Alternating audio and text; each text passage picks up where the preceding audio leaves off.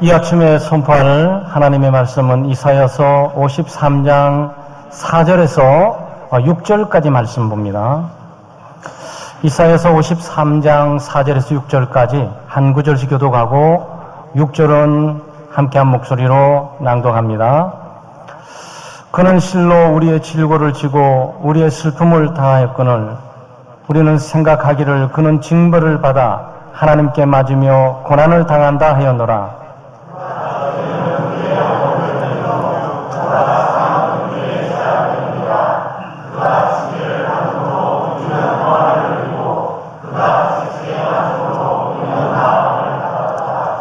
우리는 다 양 같아서 그릇 행하여 각기 제 길로 갔거늘 여호와께서는 우리 모두의 죄악을 그에게 담당시키셨도다. 아멘.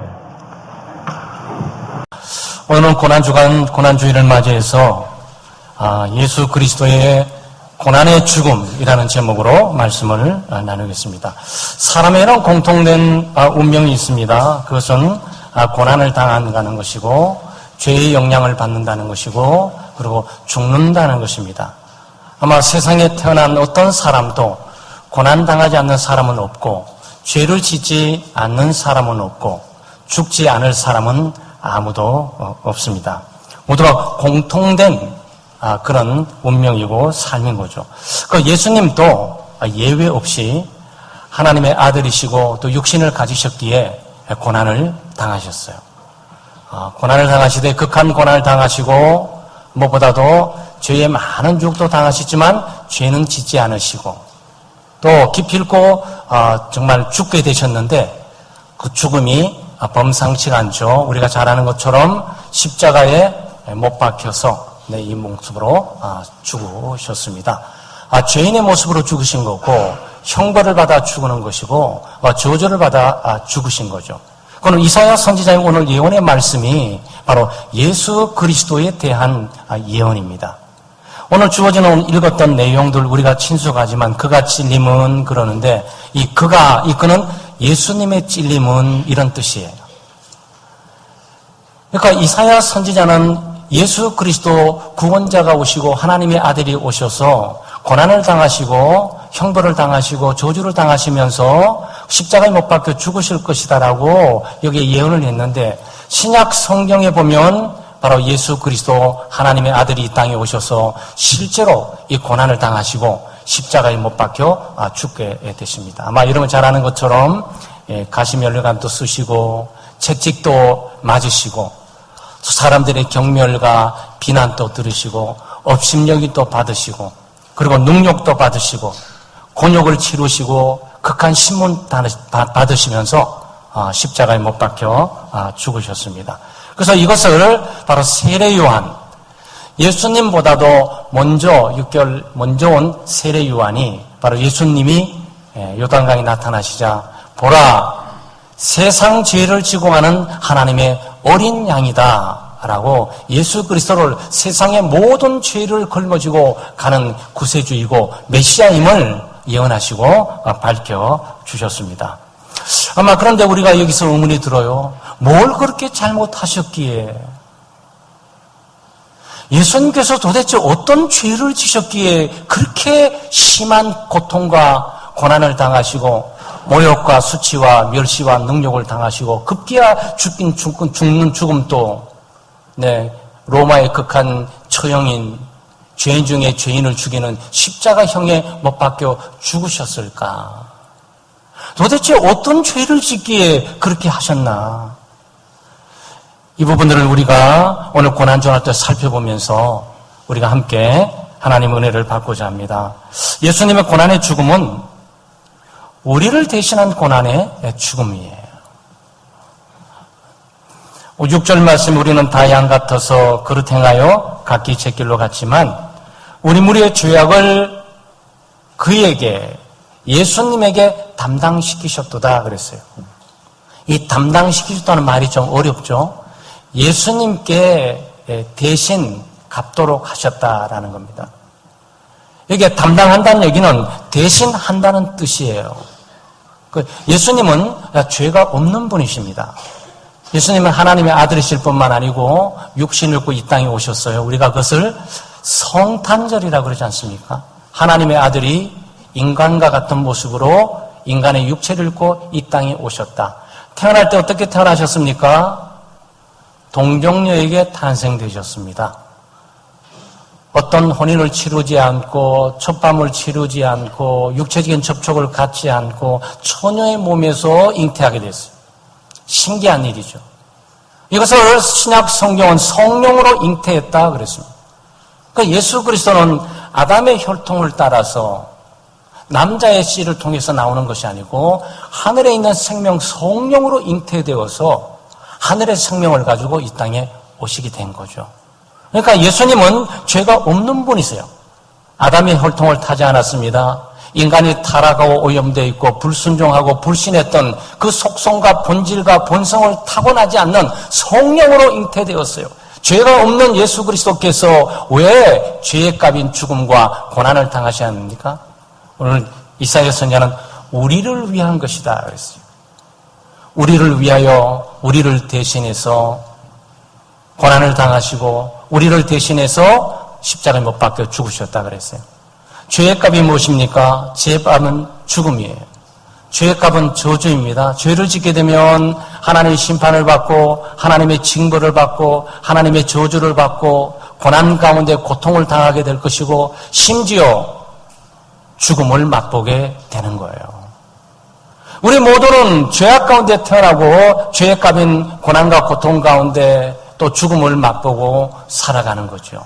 그런데 예수 그리스도께서 이 땅에 오심은 바로 우리를 대신해서 우리의 죄값을 치우기 위해서 죄값인 저주와 죄값인 형벌과 죄값인 심판과 죄값인 죽음을 그리스도께서 십자가에 못 박혀 죽으심으로 우리의 모든 죄값을 다 갚으셨다는 거예요.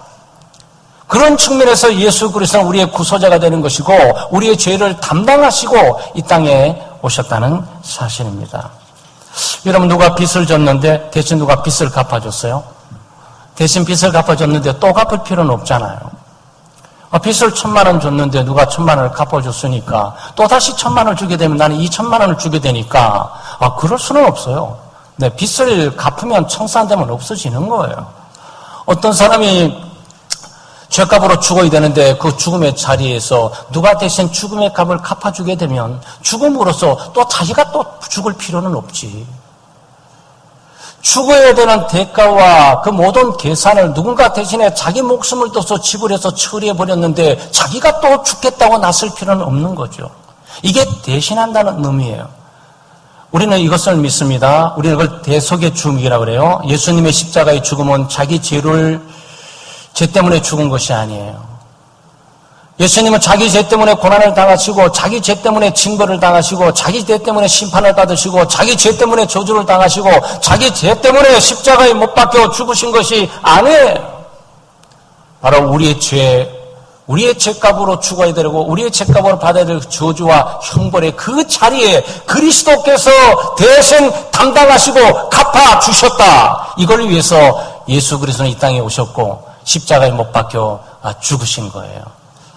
그래서 우리는 지금 성찬을 하면서 예수 그리스도의 죽음의 의미도 그리지만 슬퍼하실 필요는 없어요. 우리는 감성적인 흐름에 따라가는 건 아닙니다. 그리스도께서 우리로 슬프게 하기 위해서 3년상, 1년상, 5년상을 하기 위해서 죽으신 것이 아니에요. 우리의 죄값이 다 사해지고 또 우리를 대신한 것들에 대한 그 자유와 은혜를 알고 누리고 감사하고 찬양하고 살도록 하기 위해서 예수 그리스도께서 십자가에 죽으신 것입니다.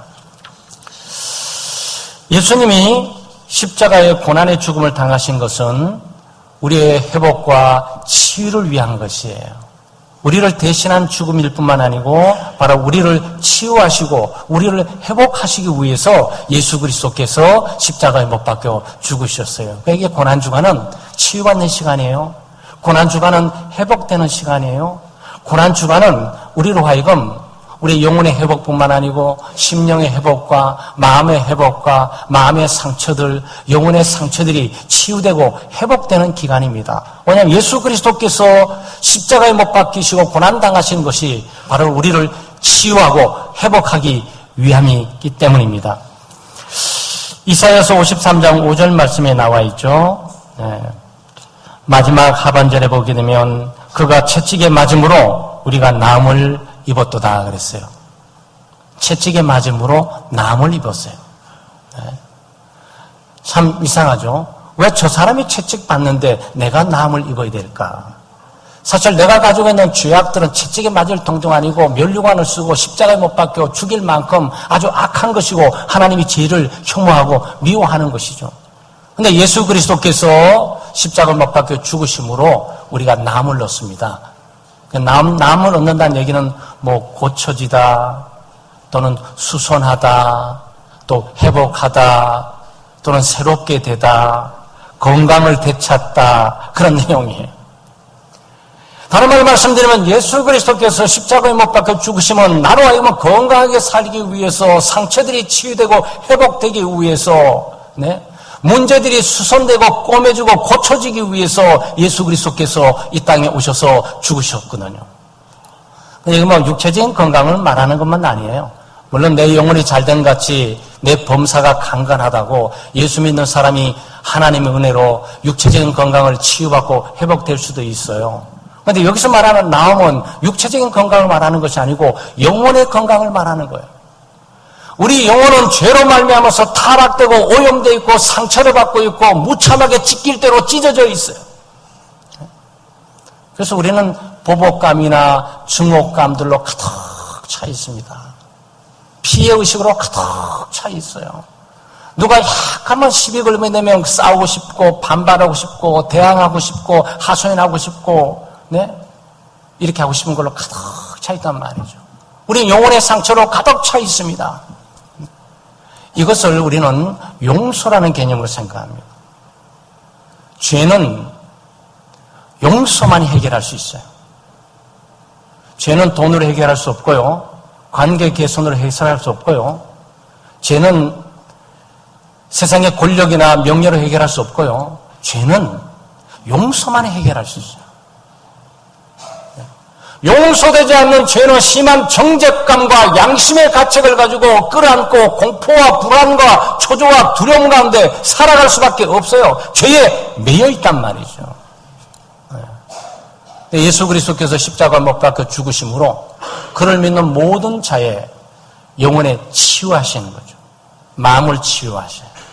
그래서 예수 그리스도의 대속의 죽음을 참으로 성령의 역사를 통해서 믿게 되면 이 마음이 치유돼요. 증오감이 사라져요. 보복감이 사라집니다. 원망과 불평과 불만들이 사라져요. 그리고 영혼에 얼룩진 그 수많은 그 상처투성이들이 죄로 얼룩져서 고통스러운 상처들이 치유되고 회복된단 말이죠. 이런 우리가 예수 믿을 때 그런 일이 있지 않았어요? 그것은 예수 그리스도께서 십자가를 못 박아 죽으셨기 때문에 우리에게 그런 효력을 가지고 오는 거예요. 예수 그리스도가 죄값을 지불하시면서 채찍에 맞으시고 가시며 흘러가는 쓰시면서 고난과 고통을 당하지 않으셨다면 우리는 여전히 심령의 고난과 고통을 가지고 이 땅을 살아갈 수밖에 없어요. 그런데 예수 믿는 우리들에게는 영혼의 치유가 있지 않습니까?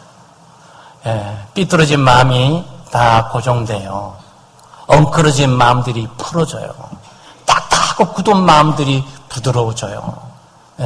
영혼의 차타한 세상적인 상생각으로 염려와 걱정, 근심, 두려움으로 죄질 일들, 죄를 짓고 싶은 일들, 죄를 짓고 난 일들, 짓고 싶지 않고 싶은 일들, 뭐 이런 것들이 뒤죽박죽돼서 온 영혼이 말이죠 엉켜져 있어요. 그런데 예수 그리스도를 믿는 사람들에게 예수 그리스도의 죽음, 그 채찍의 맞음과 그 고난 당하심으로 우리의 모든 영혼을 깨끗게 하고 치유하고 회복해 한단 말이에요. 성령께서 믿는 자들을 그렇게 역사하시면서 그렇게 회복과 치유와 나옴의 길로 인도해 주시는 거예요. 예수님이 십자가에 못 박혀 돌아가시지 않으셨다면 성령께서 그 일을 하실 수가 없어요. 성령이 우리를 치유하는 방법이 예수 그리스도의 십자가의 죽음의 사건을 가지고 그 죽음의 효력으로 우리들에게 치유하시고 회복시켜 주시는 겁니다. 마음의 치유가 있습니까? 네, 고난 주간에 혹시나 마음에 상처가 있고 원망이 있고 불평이 있고 보복과 증오감이 있고 또 자기도 어쩔 줄 모르는 마음속에 내면의 세계에 큰 아픔과 슬픔들 그런 것들을 여러분 어떻게 간직하고 해결하세요? 복수한다고 해결될 것 같습니까? 아니에요. 그리스도를 믿으셔야 돼요. 정말 예수 그리스도를 믿게 되면 그리스도의 십자가의 그 보혈, 그 죽음이 우리들을 치유하는 것들로 사용하기 시작한단 말이죠. 그런 은혜가 있는 복된 고난주간 되시기를 주의 이름으로 축원합니다. 마지막 예수님의 고난의 죽으심은 우리의 평화를 위함이에요. 평화를 위해서 예수님은 십자가에 못 박혀 죽으셨습니다. 53장 5절 우리 중반절에 보면 그가 징계를 받음으로 우리가 평화를 누리고 그랬어요. 우리 모두는 평화를 사랑합니다. 평화를 갈망하고 또 평화를 기대합니다. 집안에 싸우기를 원하는 분들이 있습니까? 네, 세상에서 싸움이 가득 차 있어요. 남편과 아내가 다투고 싸웁니다. 집안에서 부모와 자식이 다투고 싸웁니다. 그 사랑하는 가족들 말이죠. 거기도 다툼과 분쟁이 있고 거기도 평화가 필요해요. 하나님께서 성령으로 역사하고 예수 그리스도하고 통치하고 그리스도가 머리이신 이 교회 속에서도 다툼과 분쟁이 있어서 평화를 누리지 못한단 말이죠. 분열의 아픔과 고통을 누리고 우리 모두가 경험하고 살 때가 많아요. 이 세상도 마찬가지잖아요. 한반도 정세 가운데 대한민국과 북한 관계 말이죠. 아직도 휴전선이 서이면서 아직도 평화가 필요한 가운데서 세계 평화를 갈구하고 지금 모두가 정부적인 차원에서 세계적으로 힘쓰고 노력하고 있는 것 아니겠습니까? 이게 평화 아니겠어요? 평화의 가치와 소중함을 어떻게 말로 표현할 수 있겠습니까? 물질 만능의 신의 가운데 돈만 있으면 모든 것이 되는 것처럼 보이지만 그렇지 않아요. 돈이 아무리 많으면 뭐합니까? 마음이 불안하고 염려, 걱정, 근심으로 지난밤부터 한숨과 탄식으로 잠 못 자고 지낸 밤이라면 사는 게 아니죠. 물질이 많지 않아도 그냥 마음이 편하고 말이죠. 얼마나 감사하겠습니까? 근데 이 평화를 누가 가지고 오느냐? 예수 그리스도가 가지고 오시는 거예요. 그럼 예수 그리스도는 어떻게 평화를 가지고 오시느냐? 십자가에 못 박혀 자기를 희생하고 죽음으로써 하나님과 우리와의 관계 평화를 가져오시고 우리와의 관계, 사람과의 관계에 평화를 가지고 오시는 거예요. 평화는 그리스도께서 가지고 오시는 것이지 정치적으로 협약한다거나 서약한다거나 누가 입으로 약속한다 가지고 이 평화가 유지되는 것이 아니에요. 그래서 평화는 첫째는 우리가 예수 믿는 사람으로서 마음에 평안이 있어야 되잖아요. 그러니까 똑같아요. 평화, 화평, 화목, 평안, 안녕하세요. 그 말이 좀 같은 말이에요. 언어적으로는 같습니다. 근데 우리가 표현을 문맥상의 상황 가운데 평화가 있으라, 화평해야 된다, 화목해야 된다, 평안해야 된다, 이렇게 말하는 거죠. 안녕하세요. 그래도 평안하셨습니까? 밤 사이에 문제없이 평안하게 주무시고 하루를 시작하셨습니까? 이런 얘기 아니겠어요? 우리는 평화에 굉장히 익숙한 민족이고 평화를 갈망하고 사랑하는 민족입니다. 근데 이 평화를 예수 그리스도께서 가지고 오시고 이 평화는 하나님과의 관계가 먼저 올바로 되는 하나님과의 관계가 평화가 있고 그리고 그 다음 사람과의 평화가 있는 거예요. 근데 이 평화를 예수 그리스도께서 십자가에 못 박혀 죽으심으로 이 땅에 가지고 오신 거란 말이죠. 그러니까 예수님은 평화의 왕이십니다. 로마서 3장 25절 말씀에 이 예수를 하나님이 그의 피로써 믿음으로 말미암는 화목제물로 세우셨으니 그랬어요. 여기 화목제물, 이거 중요한 겁니다. 여러분, 예수 그리스도의 십자가에 못 박혀 죽은 그 고난의 죽음은 화목의 제물이었다. 화평의 제물이었다. 평화의 제물이었다. 했던 거예요. 그러니까 예수님의 십자가를 못 박혀 죽음이 없이는 하나님과 우리 사이 평화는 없는 거고 이 땅에 평화는 없는 거고 우리 속에 평화는 없는 거고 우리 사이에 평화도 없는 거예요. 예수 그리스도께서 이 땅에 오시면 평화를 가지고 오신 것이고 그 평화를 가져오는 방식이 자기 희생의 제물을 통해서 가지고 오신 거예요. 여러분 여기서 하나님의 사랑을 좀 깊이 우리 보실 필요가 있어요. 이 고난주간은 예수님이 우리를 위해서 죽으셨다라고 감정적인 문제가 아니고 하나님이 아들을 주셨다라는 하나님 쪽에서의 그 깊은 사랑을 우리가 발견할 필요가 있어요. 왜 화목이 필요합니까? 도대체 누가 화목이 필요합니까? 싸우고 다툰 사람에게 화목이 필요한 거예요. 싸우지 않는 사람에게 화목이라는 단어가 적용될 수가 없어요. 다투고 싸우거나 반감을 갖거나 서로 적대시하는 그런 상황 속에 있을 때 그는 화목이라는 단어가 필요해요. 하나님과 우리의 사이에 우리는 화목이 필요합니다. 그런데 둘 중에 누가 다투고 분쟁하고 싸우게 될 때 누군가는 가해자가 있고 누군가는 피해자가 있는 거예요. 그렇지 않아요? 누군가는 시비 걸지 않았어요? 누군가는 먼저 시작하지 않았습니까? 누군가는 먼저 때리지 않았습니까? 누군가 먼저 이 문제를 화목보다도 싸우는 쪽으로 태클하면서 움직인 것 아니겠어요? 그 사람이 가해자예요. 반드시 화목에는 가해자가 있는 거예요. 그럼 피해자도 있어요. 하나님과 우리의 사이에 화목해야 되는데 하나님의 우리의 사이에 싸움이 있고 전쟁이 있고 다툼이 있고 적대시하는 것인데 누가 피해자고 누가 가해자입니까?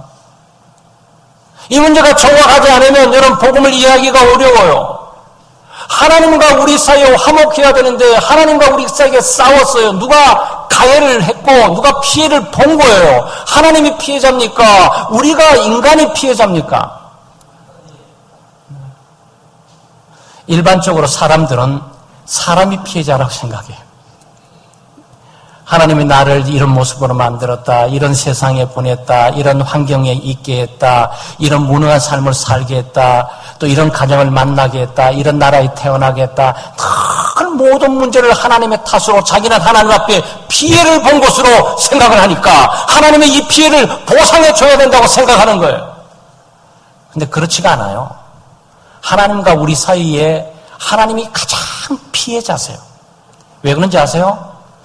여러분 창세기에 가게 되면 하나님께서 세상을 창조하시고 이 세상을 다스리도록 자기 형상을 따라 인간을 만드셨어요. 아담과 이브예요. 아담과 이브는 하나님의 뜻을 받들고 하나님의 영광을 위해서 하나님 만든 세계를 통치하고 다스리도록 돼 있어요.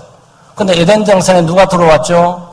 뱀이 유혹을 했습니다. 뱀 속에 사탄이 존재하고 있었죠. 뱀의 말을 들었습니다. 사탄의 말을 들었어요. 하나님의 말을 듣지 않았습니다. 사탄의 말을 듣고 사탄 편에 가면서 사탄과 한편 돼갖고 이 세상 속에 나갔어요.